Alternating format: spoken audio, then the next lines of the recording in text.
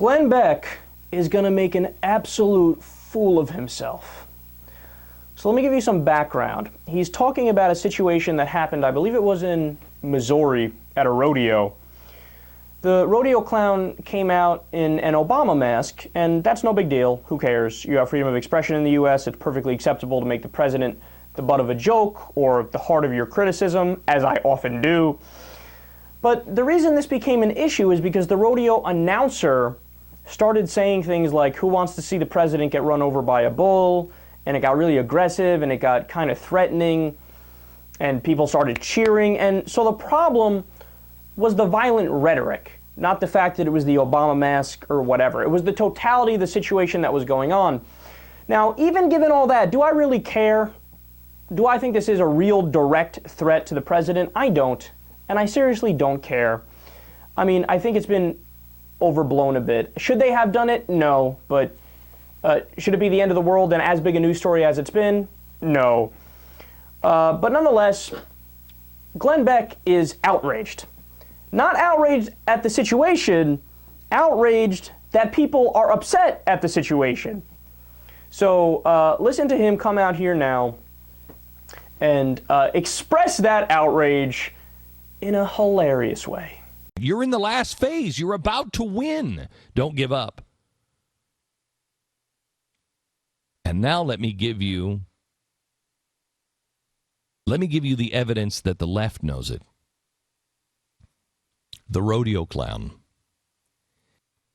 Look at what is happening to the rodeo clown.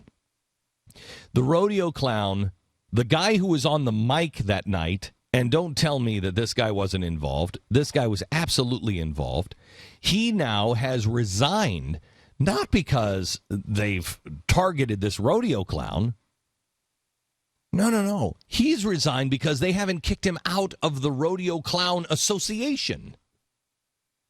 Let me tell you something, rodeos. The Rodeo Association, if you go down this road, you will forever damage rodeos. You'll shut them down. Because who the hell is going to your rodeos? Who's going?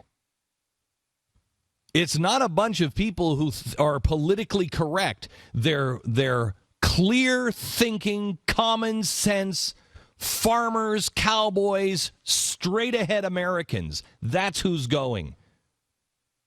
You had one stupid letter that showed up in the Daily Cause. Now, hang on just a second. So who's reading that?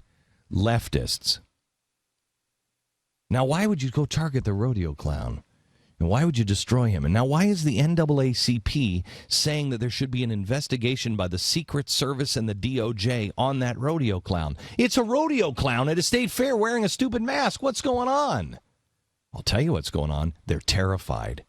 They have got to shut you up.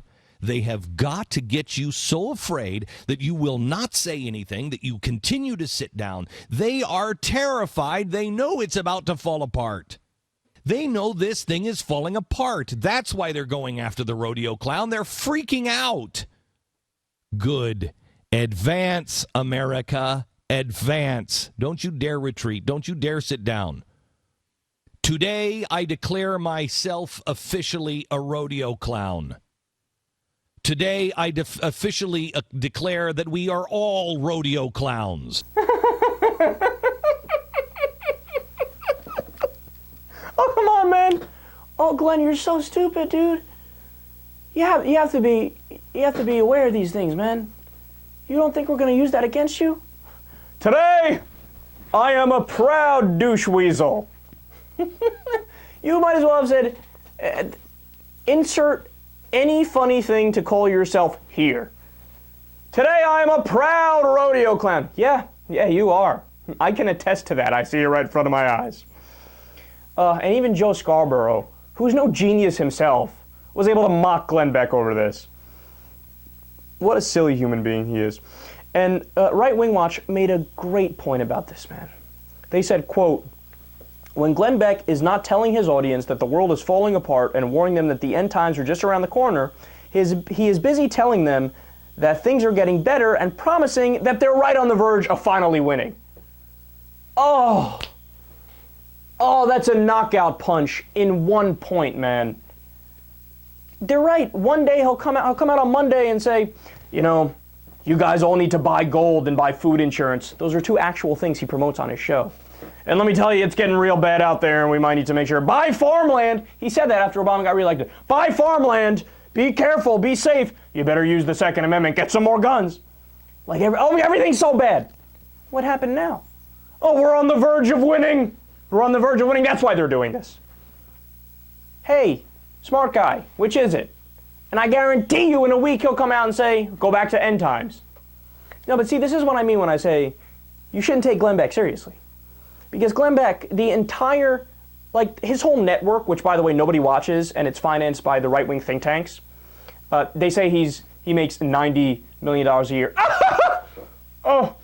Yeah, you know who said that? Glenn Beck said that. Glenn Beck told the press, and the press reported it as if it was fact. Let me tell you something. The Blaze TV, when it started, was supposed to be just online. It was only there for about a year, and they realized, oh my God, we desperately need more people to watch. We need more revenue. They started begging cable providers to put them on. And this guy's worth $90 million? My ass.